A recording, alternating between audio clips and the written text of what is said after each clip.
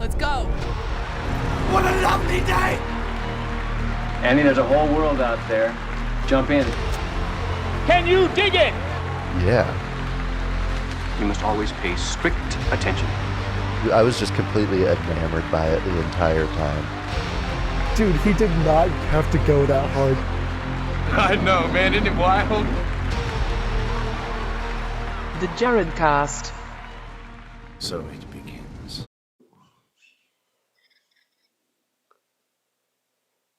Men and women and everything in between. Welcome. It's another podcast. It's another episode of the Jared Cast. I am one of your hosts, Jared. Surprise, surprise. With me, as always, also Jared. How you doing, good sir? I'm good. I'm just, sitting here being one of the men. Just one of the dudes. Just a couple dudes being dudes. Yeah, man. I'm excited to talk about this movie. This was one of our most anticipated when we heard about it, at least. Yeah. And so I'm excited to get into it. I definitely it was like a bold enough movie that I forgot what happened in the rest of my week for a few minutes when we were talking before the show. So, which is, I guess, a good sign potentially. Maybe. I don't know. Yeah. We're talking the very. It seems divisive. I think that's a fair analysis of the reception of it. Sure. The newest divisive Alex Garland film, Men. I'm very excited. It's a very talk-worthy movie. And so I'm hyped to get into it. But it ain't that time yet. No, you got to sit through us blabbering about other shit for like 20 minutes first. Other shit indeed, including our top 5 today. It was a struggle picking a top 5 before having seen the movie that we were doing, but top 5 movie titles with only one syllable is I think topical enough. Yeah, it's better than our other idea of top 5 men.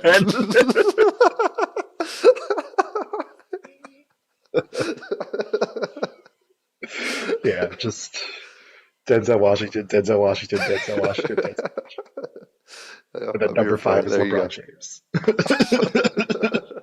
LeBron Jameson. Yeah, we're doing top 5 single syllable movie titles. This list, I've never felt more like a white male film major than with the list I've conjured up.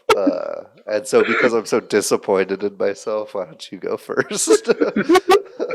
I already know 3 of the 5. Yeah. Just from you saying that. You might know 2. You definitely know 2. The third, I don't know. Maybe it's in here, maybe it's not. Yeah. I tried to pick ones that because there were a few movie buff picks that I would obviously have to pick as a movie buff. So I was like, instead of narrowing it down, because there were 10 of those, instead of narrowing that list down, I focused on titles that were great titles that really worked at the theme and were just good titles on their own, even if I knew nothing about the movie. And I really loved the movie. So if they hit all 3, I was in. So for my number 5, I got Signs. I think M. Night Shyamalan's 3rd movie or 4th movie. No, because he did a couple. Like he did a couple before Sixth Sense that were unsuccessful. One of his 4 good ones. Yeah. This movie gets a lot of shit because of the water thing, but I feel like that's so unfair because it's such a small part of this movie. This movie is about signs. It's about spiritual signs. It's about psychological signs. It's about, paranoia and family and recovering from trauma and leaning on people who love you. It's really really beautiful film. I think by M Night. I think it's one of my favorite Mel Gibson performances. It's what got me hooked on Joaquin Phoenix when I was still just in second grade. Um, yeah, man, this movie is really good. I think the title signs really sums up the movie really well, and asks a lot of questions for the audience in the audience's head while it's happening. So yeah, I'm gonna go with Signs. Hell yeah. If we ever do a Joaquin Phoenix episode, we're definitely going to have to call it Hooked on Phoenix. I think that's inevitable. It narrowly missed my list. I just went by like straight up what syllable title movies do I like the most. And it got edged out by a much bigger classic. Um, One that's near and dear to our friend group in college. One of the one of the greatest whodunits of all time. Clue. It lost to Clue. Excellent. Yeah, As it's it should. hilarious. Yeah, it's hilarious. It is fantastic performances across the board. It's just self-aware enough that it gives you what you need, but it's not afraid to like be goofy and like lean into just whatever they want at any given time. And it's just a great movie. It's underappreciated, so I bring it up any chance I get whenever whenever I can on this podcast. Yeah, yeah. Certainly one of the best endings in all of cinema. I'm gonna go home and sleep with my wife. Amazing. Amazing. 10 out of 10. My number four is a less fun mystery, but it's also a mystery. It's the most topical item on my list because it stars Jessie Buckley, and it was kind of, I guess, her breakout role in indie cinema. At least, not even though not a lot of people have seen this. Beast, I think, is a really really amazing psychological thriller. She's on another level. She does become like this. She does kind of take on these really animalistic qualities as her character kind of gets worn down throughout the film's progression. Um, and it came out 5 years ago. I've been hooked on her ever since. And yeah, I highly recommend it if you're a fan of this movie, Men. If you're a fan of Jessie Buckley's performance in other films like whatchamacallit? What's the one that just came out? Lost Daughter. I think you'll love Beast. Not I don't think enough people have seen it, but it's definitely worth your time. Yeah. Have not. So I'm one of those people. I'm gonna have to. Yeah, man. Number four is a movie that I know you will appreciate, including on this list because it's one that you just don't stop talking about. On that, there's certain movies that we just mention way too often. Right. And I think this is one of them for you. It's a classic. It's one of the greatest slashers of all time. It's Scream. I scream, you scream, we all scream for Scream. It's fucking Scream. Of course, it's gonna be like all of these. I'm like, yeah, it's just that good. I Right. can't deny it. Yeah, what it did to the genre was insane. It's one of the most important movies in film history, and it has a one-syllable title. So fuck you, it's on the list. Yeah. The main reason it didn't make my list was because the only thing that I didn't like about the title is that the fictional title of the film within the film is Stab, and I actually like that better. Yeah. But whatever, it's fine. Yeah. Yeah, all-time classic, one of my favorites. My number three is Heat. I love Heat so much. De Niro, Pacino, Kilmer, all directed by Michael Mann. This is a modern crime classic for a reason. I don't think a movie has really kind of captured L.A. in such a powerful, epic way. And then also on top of that, just being this really amazing piece of fiction where it's kind of steeped in both realism and kind of not magical realism, but like it, it also heightens the kind of neo noir elements uh, in the film story. Um, you kind of see the beginning of Pacino losing his mind a little bit in his act. She's got a grass. That's from Heat. That's from Heat. Um, Sounds like he's in Heat. yeah, some of the best dialogue scenes of all time. Some of the best gunfights of all time are all in this movie. I got to give it to Heat. Yeah. One of those movies that I'm embarrassed to say I haven't seen, Ooh, but I hear that crew is good, so I'm gonna have to get on it. hell yeah!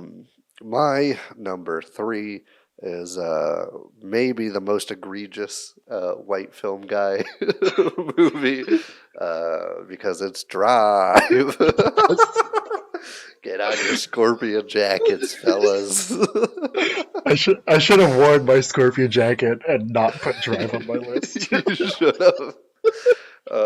Yeah, I mean it's a beautiful film. I love it. It's just fantastic.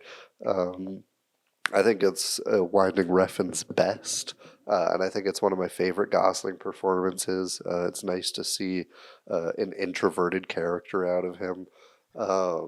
Cinematography's mind blowing. It's got my favorite car chase scene of all time, probably in the beginning. It's just fantastic all around. It deserves its cliche status, and so I'm putting it here. I agree. I love Drive as well. I I love it so much, but I also have a grudge against it because everybody tries to copy the colors from it. Yeah. It pisses me off so much. But every time I watch it, I'm like, yes, cinema. Yeah. Early Oscar Isaac too, man. Shit. Yeah, I love this dude. movie. It's great shit.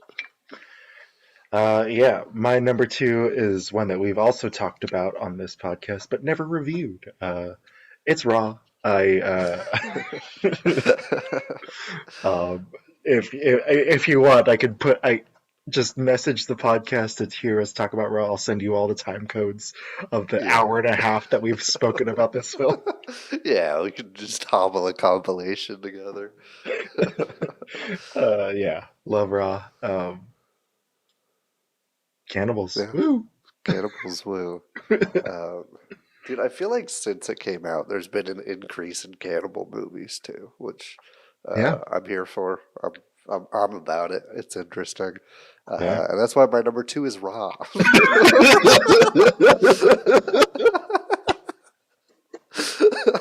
Amazing. Oopsie doopsie. Anyways, what's your number one? My number one almost rhymes with Raw. It's Ron. One of the later films by Akira Kurosawa, and one of my favorites. The movie is based on King Lear, and it's kind of a medieval Japanese interpretation of it. I think it's almost. I think in some ways, obviously King Lear is King Lear. It's an unbeatable piece of fiction. But the one thing that they do really well that King Lear doesn't is really go into the king as a sort of like dealing with his sins as king. Like he actually has to face the children of parents that he burned alive. Like he actually has to like really face his guilt, and that factors into the King Lear insanity arc. And so I think it's absolutely gorgeous. The colors are unlike anything you'll ever see. The characters are all amazing. Some of the best kills in all of fiction, in all of cinematic fiction. Some of the most gorgeous battle sequences. Even with their busy schedules, Francis Ford Coppola, George Lucas, and Steven Spielberg were sitting behind the camera just watching Kurosawa work in the behind the scenes, because it's just one of those movies that you have to just take in with your eyes, man. It's so amazing. Yeah. Another one I haven't seen. Ooh, I very think cool. it's one of the few Kurosawas that slipped through the cracks. Um, yeah, I need to finish his filmography pretty badly. They just remastered it in 4K, so Yeah, jump on it. I speaking of Shakespeare, dude, I tangent, skip ahead. Um, dude, I got the first day I was sick, like, you know, where you're like, I don't want to do anything. I got dragged to a high school rendition of Midsummer's Night's Dream. So bad. Which, What? like, is not the best Shakespeare play to begin with, let No. alone a high school version, let alone where they, like, literally do dance numbers every 2 seconds, one of which to, like, titanium. I'm like, why? Why is this here? Um, yeah, it was not a fun Why experience. was titanium in the show? I don't So know. bad. Dude, they like even did a dance number to Billie Eilish. And it Yes. was just weird. I don't I didn't get it. Um, but I mean, hopefully I don't have to see that play again because I keep having to see it for some reason. I never wanted to see it, but now I've seen it like 3 different times, and all have been pretty amateur productions. Anyways, my number one is Her. Yes. Because of course it is. I was rooting for it. We stay hooked on Phoenix. What was the third option? Because I knew Drive and Her were a lock, but I was thinking it would either be Raw or Up. okay, yeah, Up was on my list. It was replaced by Raw, so consider Okay. yourself fucking nailed it. Yeah, I mean, like, everybody talks about Her. Ooh, another film guy talk about Her. Fuck you! It's one of the greatest romance movies of all time, if not the greatest. So go fuck yourself. It's fantastic. It deserves its praise. I agree. 100%. Anybody that hates on it should go um, Go join watch it. the Watch it again. singularity. Yeah, or watch it for the first time. Oh yeah, Because I that's don't see true. how you could watch it and not and hate on it. Um, yeah, I know it's overplayed at this point, but I'm still gonna bring it up because it deserves the spot. Damn it! And we will never review it. Woo! It's on our banned list. Sorry, Pulp Fiction.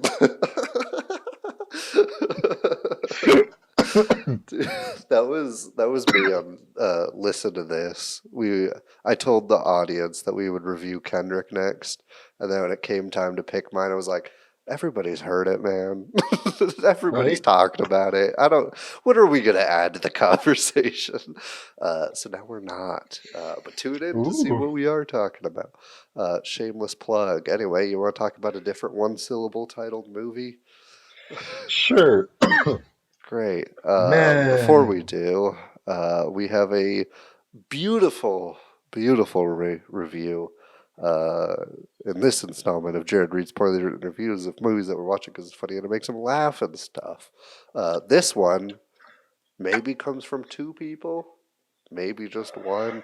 I don't Interesting. know. But it comes from Will and Charlene Brown. Uh, gave it a 1 out of 10, saying, worst movie ever. Ignore the fake reviews left by cast and their family member. What? Seriously, this movie was horrible, stupid, slow, incoherent, boring, idiocy. Illogical, bad music, bad vibes, no storyline. Do not waste any of the precious life you have watching this 100% pure garbage. Only thing only thing it had was a decent actress who was left with a crappy script to make something out of. Literally bottom 10 movies of all time, not scary at all. Amazing. Yeah. I'm guessing this was written by the woman. No, I'm just kidding. I'm just kidding. My buddy's on it. Fits the theme of the movie. Yeah. Maybe it was written by the man who was offended by the movie's message. Yeah. There was. Yeah. I'm going to go digging for it if I can find it real quick because I almost included it. because just the title was great. Yeah. Uh, Yeah, the only thing I hate worse than garbage movies are couples who share social media accounts. yeah.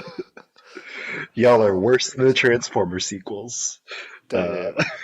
Oh, this is. I don't have to read the whole review, but it's titled "Sigh: Agenda Pushing Crap Art House Horror," and the one above it says "utterly sexist." Oh, there was a lot of that, which is, I don't know, maybe it proves Alex Garland's point. Right. What is his point? Let's find out. It's from acclaimed director Alex Garland. You might know him from Ex Machina, Annihilation, Dread, which I guess underrated hit in his filmography. Yeah. But he kind of steps out of his sci-fi into the more psychological horror space. He's kind of dealt with escapism and grief across the board in almost every movie, but he kind of focuses in on it in this one. Stories about Harper, who, following the suicide of her kind of ex-husband, trying to be divorced husband. She goes to the English countryside to escape it all, kind of grieve and move past it. And what she finds is being John Malkovich, but instead of John Malkovich, it's Rory Kinnear, and it's terrifying. Yeah. I liked this movie. I think it's better than people are giving it credit for.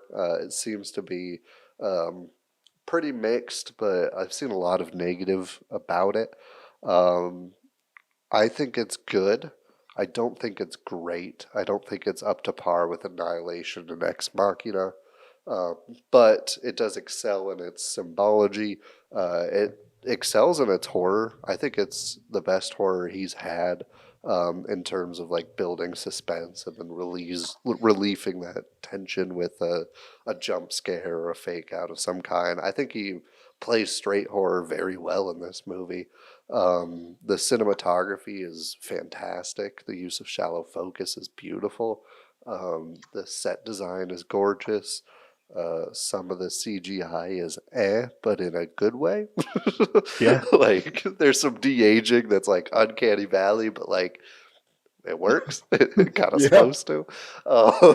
And so it's overall, I think it's very well done. I just think it gets a little muddled in its message because it kind of abandons the grief arc that it sets up so heavily in the first act.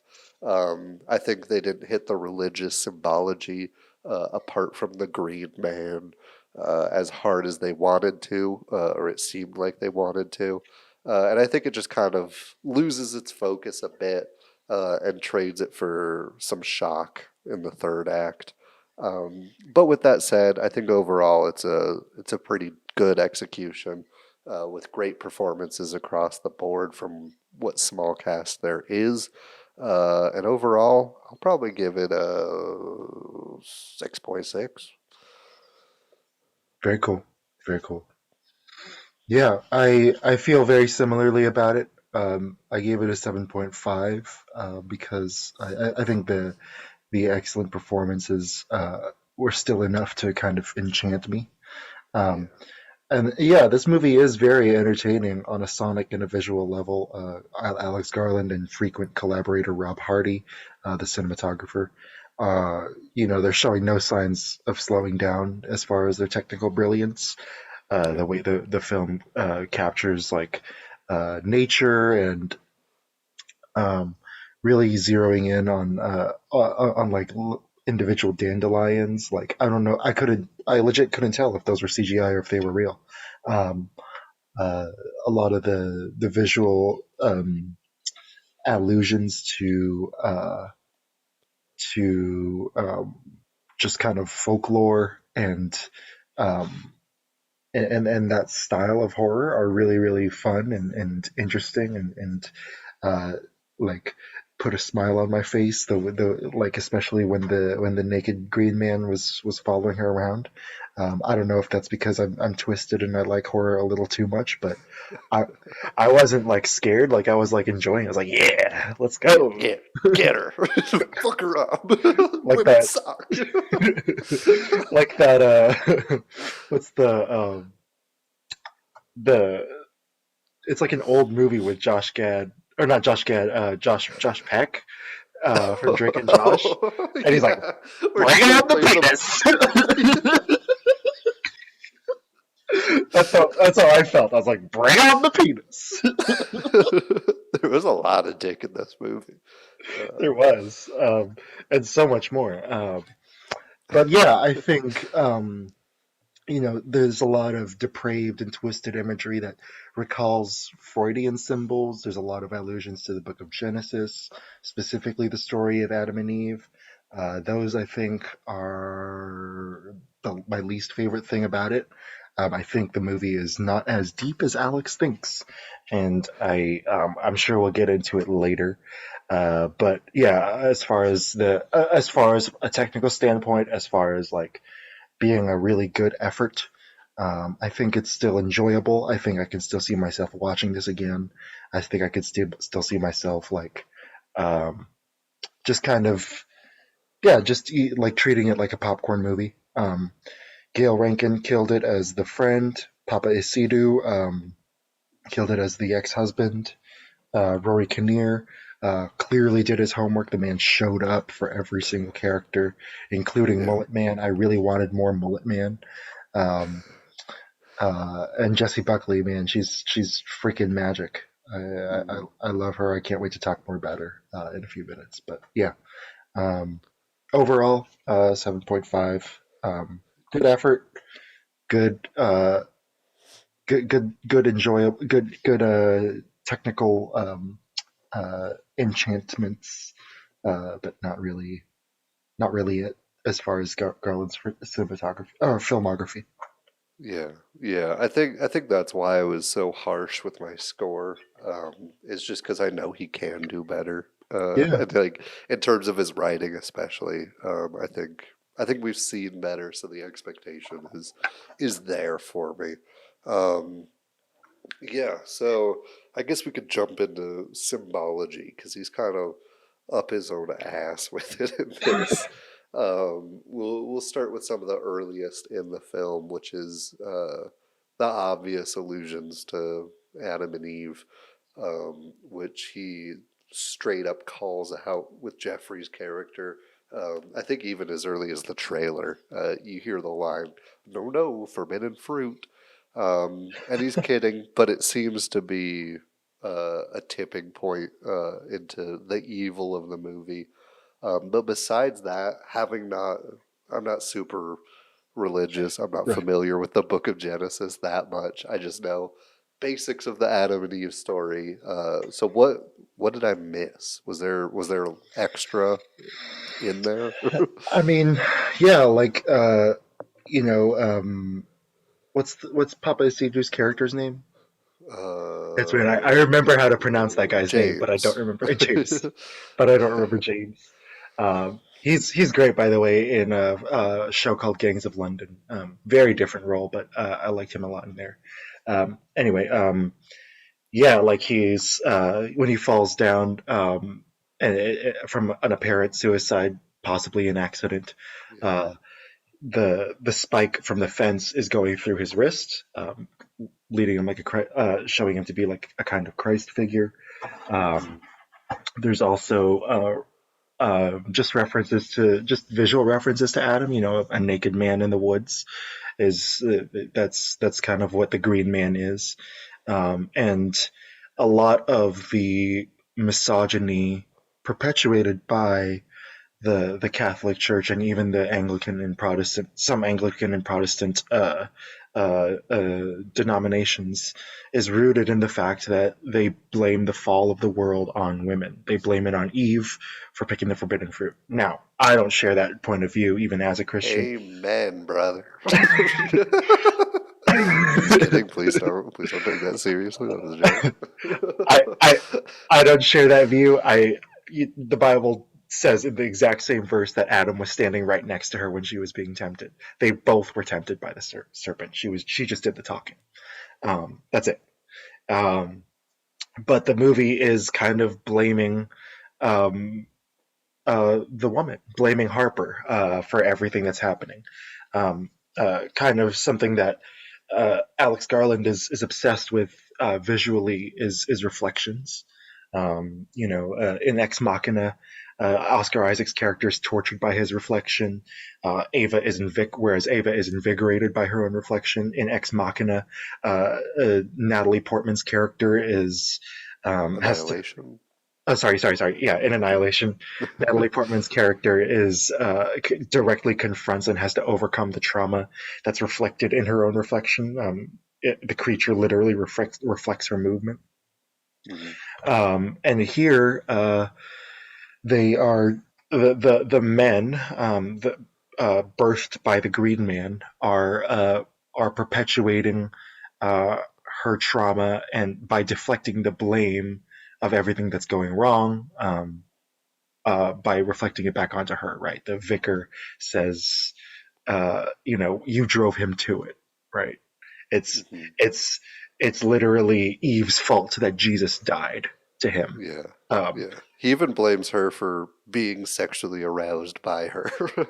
Yeah, it's like, exactly. It's your fault I'm turned on right now. Exactly. The cops, reflect her fear back onto her by, by saying like, oh, it's not that bad. You only saw him twice. That's not stalking. She first sees the Green Man on her phone, like just a flicker, looking through FaceTime. Right, it's a Black Mirror. Haha.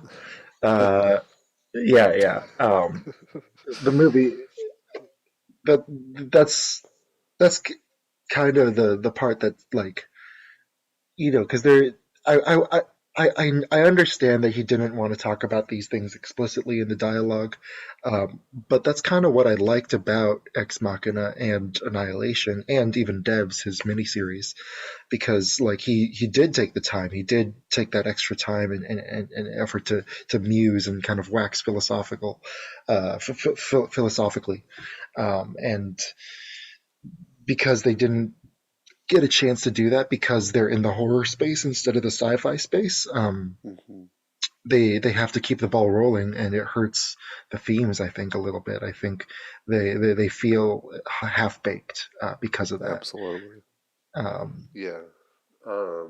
And pretty much every theme across the board, like the dealing with grief and trying to like make sense of something that somebody explicitly blamed on you, killed themselves, and then the whole town is also still blaming you, but they never do it. They just kind of like say, hey, she's grieving, or like, hey, men are gaslighting her, or here's all these toxic behaviors that like we see from men in every society, but we're not gonna like say or do anything about it.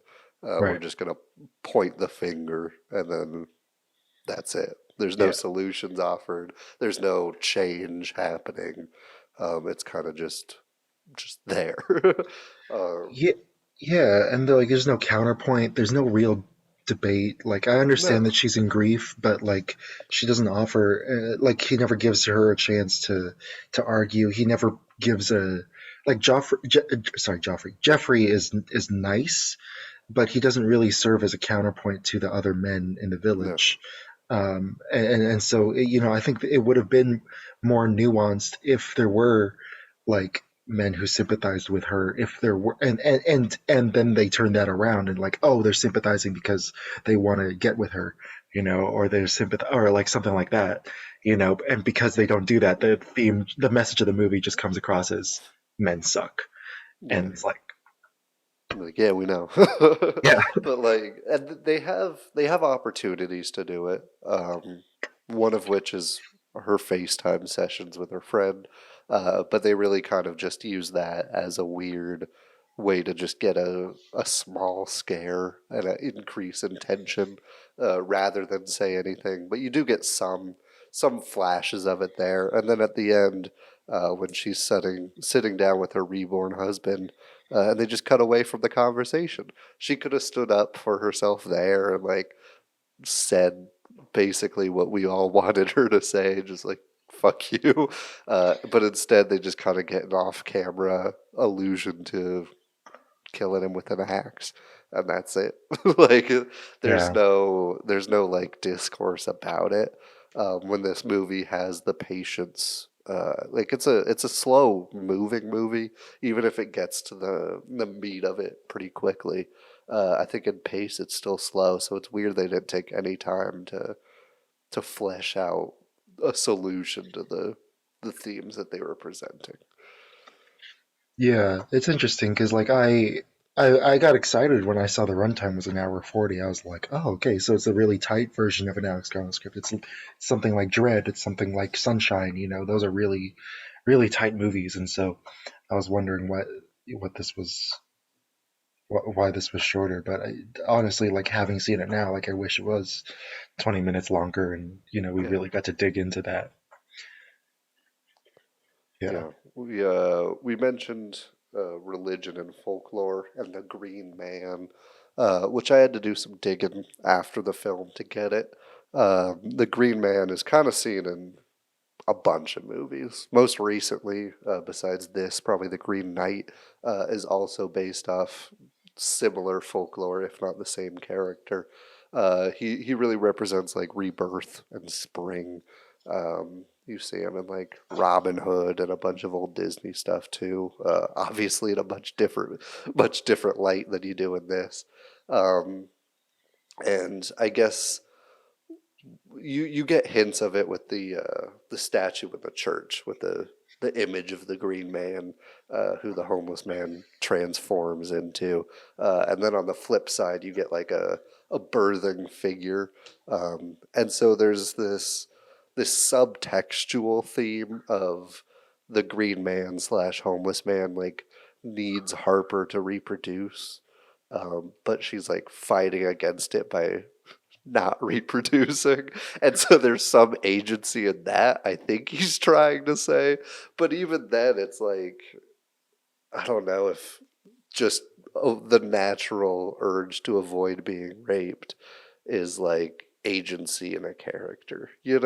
I think you need to do a little more of a pushback than just like kind of running in fear. I do think the execution of that folklore character is great. It's terrifying. It has a very modern horror feel once we get the sequence of the Green Man hunting her in her own vacation home. Um, but I don't think that it drives any of the themes home in its execution. How did you think the folklore aspects lent itself to some of the themes of the film? Yeah. I didn't think about the Green Man in that way. I think that's interesting. I thought he was um, just taking influence from The Last of Us and Swamp Thing, at least visually, especially when the Green Man's in full face, uh, full leaf face. Um, but yeah, like um, that's an interesting way of interpreting the birthing sequence. I think that's actually really cool. I uh, Yeah, I think that the villain and the men of the village all, I think, in their different incarnations want something different from Harper. I do think that the Green Man wants to reproduce with her, but also the vicar, wants to violate her. The kid wants a maternal figure, he wants someone to take care of him, um, and when Harper refuses all of these things, that's when they turn hostile, and that's Yeah, when they turn and so yeah, I think you're onto something there. Like, it's about it's again about that, like taking the evil of men and blaming women for it. Um, and I think I think it while it fits well. like we said with the other theme, like it could have been developed way better, just with either more scenes or with more a more, I guess, clear epiphany from the character. It's weird doing a movie about grief, where we cut away from the catharsis, where Right. we go from the credit from the we just go to the credits and then to her smile, and then like after everything happens, like I wonder what the decision was behind that. Because if they had nailed that scene with reborn James and Harper, I might have like forgiven a lot of these things that happened in it. Yeah. If it had been paid off in a really cool way. That being said, uh, seeing the kind of climactic rebirthing where we see every single, or not every single, but so many different incarnations of the Green Man, uh, trying to get to Harper and trying to grab her and um, trying to take her. I think was really, really visually stunning, I think, and really, really interesting. Garland himself said he was influenced by Attack on Titan, and I definitely see that in the way that the mouths were animated. Some of them were rebirthed out of the mouth, which was crazy. Uh, I definitely didn't. I don't know what I expected with this movie. I definitely didn't need to see that much crowning. Um, No, there was like 5 different crowning scenes. uh, Overuse of the crowning scene. Uh, but I'm glad I saw it. Like it was really, really horrible and twisted and gross and grotesque and absolutely beautifully executed with special effects. I couldn't tell where the effect ended and where the prosthetic began. Maybe it's because the scene was dark, but still, like that's super impressive on the part of Hardy and Garland and his visual effects team. And on Buckley for selling it too. Like, how does a woman react to that? You know, it's I insane. know. Yeah, and yeah, um, they Yeah, it's they foreshadow it with the altar too, with the Green Man's face on one side and then the woman in childbirth on the other. yeah. Yeah, it's like the scene is super well executed. It's a great mashup of like body horror mixed with like the modern surrealism that it's kind of aiming for. But it's so long. Like it takes 7 minutes. Like they just hold on it for like every single one. Like it's a very long sequence, and it looks great visually. But you need something at the end. You need like some punch. And seeing, I didn't expect James to be the final babushka in the set, but I needed to see her like kill him or tell him off or something. I needed like there to be a point to it all afterwards, and I don't think they gave us one. And it just seems like a lot of a lot of effort for the shock factor, and kind of foregoing the story a little bit after. Yeah. Um, It would have been cool if she tried to chop off some of the limbs and then they just grew back with the second body. yeah, yeah. Because Like there's that's Attack on Titan. That's what happens. Like there's only really, one. Yeah, they regenerate their limbs. yeah, and like they established that as a theme. I do like the hand slit with the knife, That matching was great. James's injuries. I think that was a great connection back to the initial trauma, and a fantastic effect and scare. The slow pull out was, ugh, so unsettling, I in loved all it. the best ways.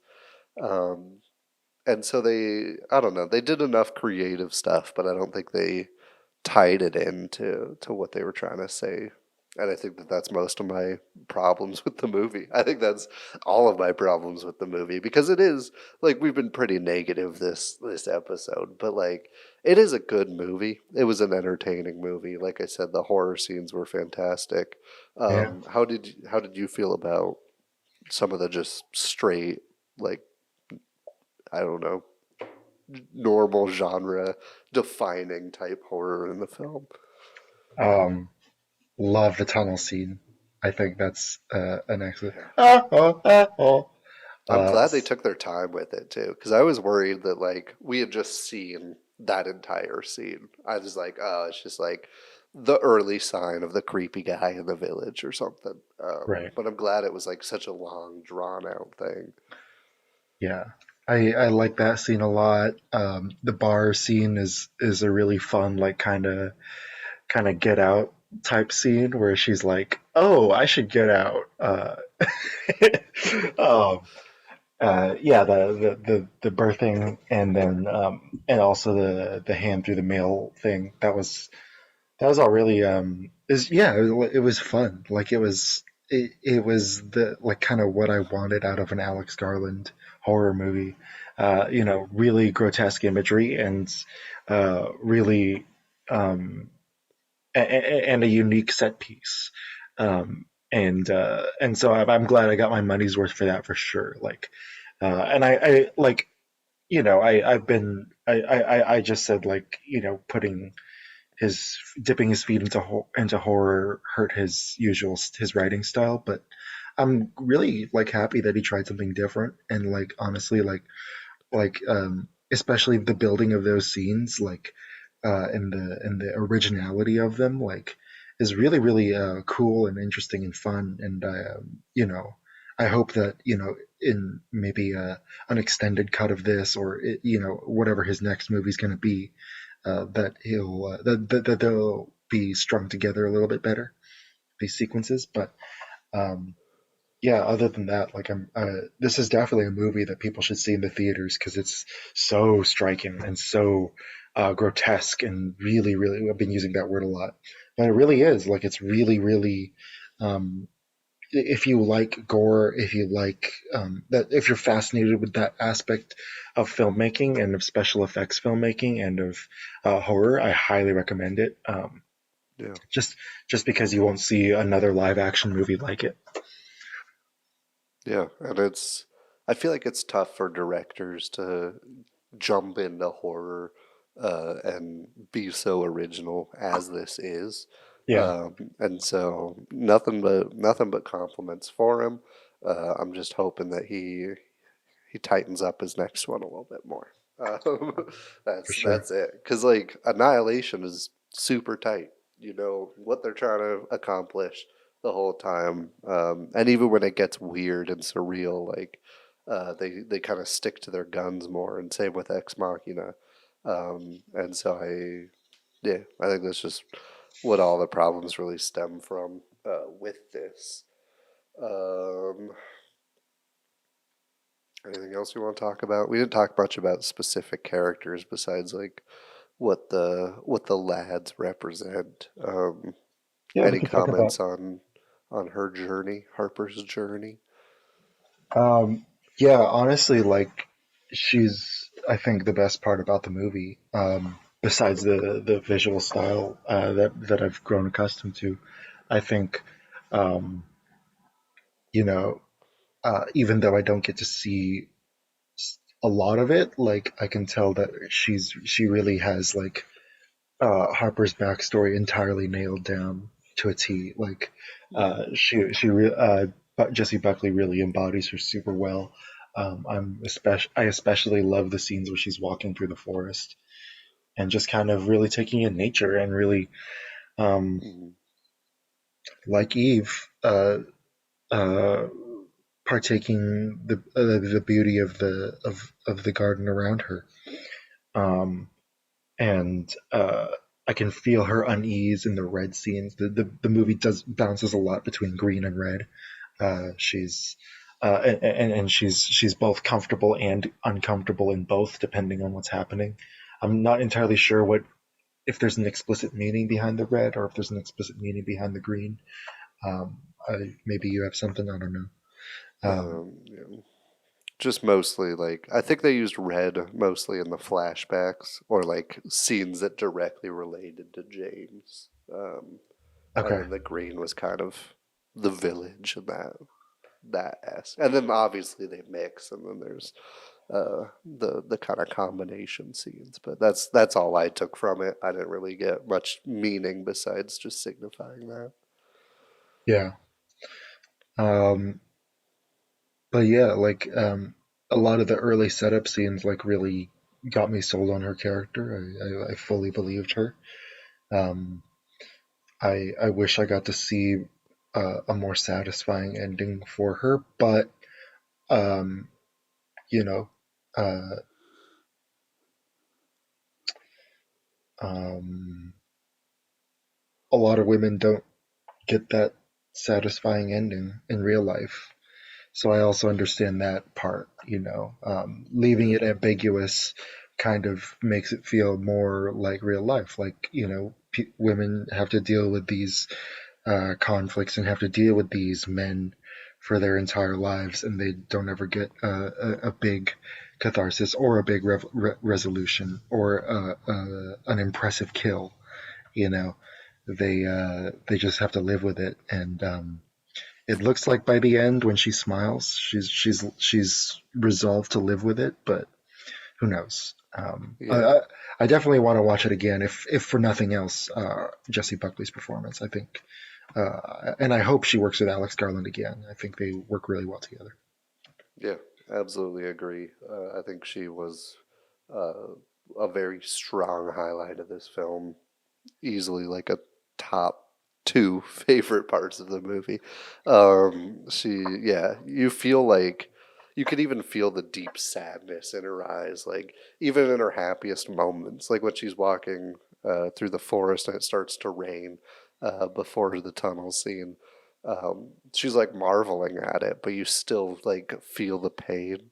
And I think that's through just facial expressions. I think that's an incredible performance. That's just a sign of a job well done, and Yeah, she carries that strength in her performance throughout the entire film, and so hats off to her. yeah. Did you have any notes about Rory Kinnear? I think you did a great job playing multiple characters. I think they were all creepy. Even Jeffrey, who was the nicest, even though he by the end turns to. Um, I think he is like such an unsettling nature about him. Maybe it's the teeth that get me, but uh, it's yeah, he absolutely killed it. It's not as impressive of a performance for me, namely because like with the kid, they had a different kid and they just kind of plastered his face over that kid, Yeah, so he didn't really carry the weight in that performance. The mullet man is just kind of running around or looking at her. I think his performance as the homeless man was fantastic for being a silent one, and his performance as Jeffrey was also fantastic. Um, yeah, he made an excellent villain, and I don't think I could have asked for anybody different. But I don't think anything he did in particular, like I was like, oh fuck, right. like yeah, like it wasn't mind blowing, but he did as good as anybody could have asked or needed him to do. So much love to him as well. Yeah, much love indeed. I feel like he would have been scarier if he was just in schoolboy clothes with that mask on, Yeah. like just with his regular body. I feel like that would have been scarier, but I don't know. Um, it definitely made me want to watch Penny Dreadful. Have you heard of that one? Yeah, I haven't seen it though. It like apparently he plays Frankenstein's monster in that one, so I did. I like it sold me on that. Like I'm definitely gonna watch that now because I want to see what he's like in that role. Because Yeah. I only know him from being like a side character in the 007 movies and from being the Black Mirror guy. Um, Mm. I think he was in Imitation Game too, as like some yes, detective or some shit. But yes. Yeah. Very good movie. Very good performance as well. Yeah, I definitely loved his performance as Jeffrey, uh, and as the Green Man. I would have liked to see the other characters have more screen time, but it's really interesting. I was like, I squirmed in my seat when the vicar put his hand on her knee. I was like, oh my god, what's going on? Yeah, Yeah. it's an interesting movie, and I think Yeah. that's more than what a lot of other horror movies give us. It's more than what X gave me. I The other A24 horror movie that everybody seemed to love except me. I don't know. I just I didn't. liked it. It was just a popcorn movie for me. Yeah.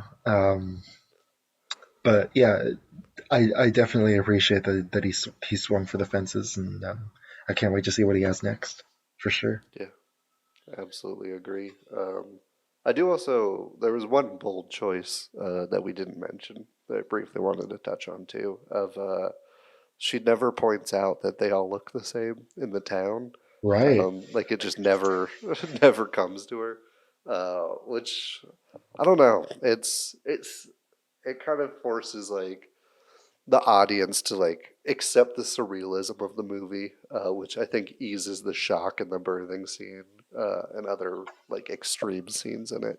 Sure. And it also like I don't know, it hammers home that like this is like the grossness of like male society and the dark underbelly that is, rather than like just this character or just this town is fucked up. So it was a bold choice, and I think it paid off in his favor. Honestly, Yeah. I kind of read it as a metaphor, like, all the men who believe women owe them something are all the same. And yeah, I think that's kind of what he's saying with it. I don't know why she doesn't see it though. Maybe because um, she chooses not to. Like maybe maybe. she she tries to see past it and is trying to I don't like trying to just accept every person for who they are, but then also like the signs are all pointing towards not doing that. And so, I feel like having talked to some women, like that's something that they do. They gotta. Um, but I don't know.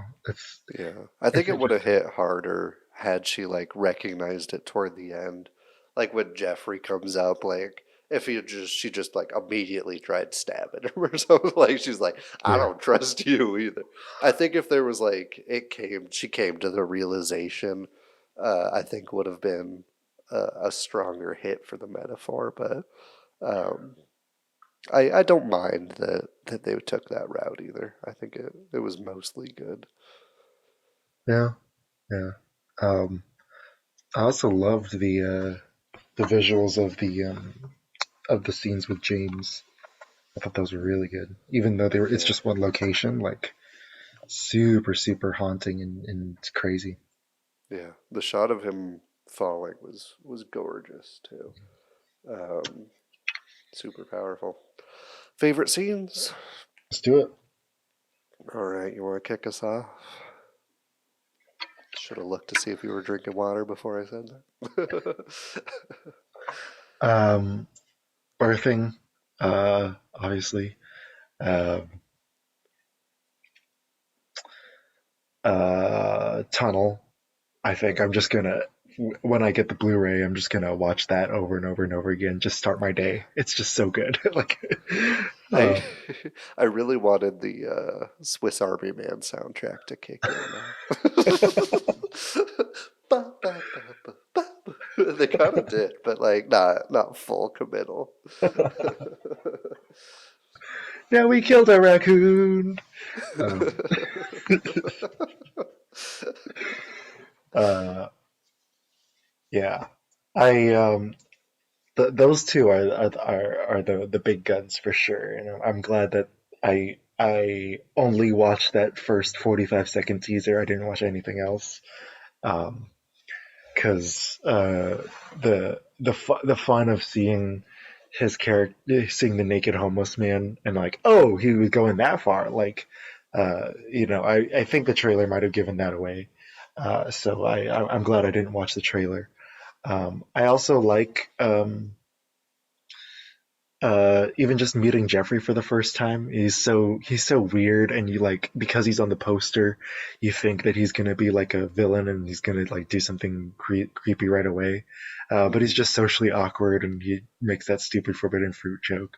And so like I just like the kind of back and forth of that scene. And then I also like the scene of her walking through the forest. I thought was very Alex Garland. And then last but not least, the blowing the dandelion into her mouth. I thought that was cool. Yeah. All fantastic and all high up there. Especially the birthing in the tunnel. I think those are two of the stronger scenes. The knife that we mentioned through the mail slot was maybe the best scare of the movie. But really the beginning of like all the break-in scenes were super well done. And fantastically executed.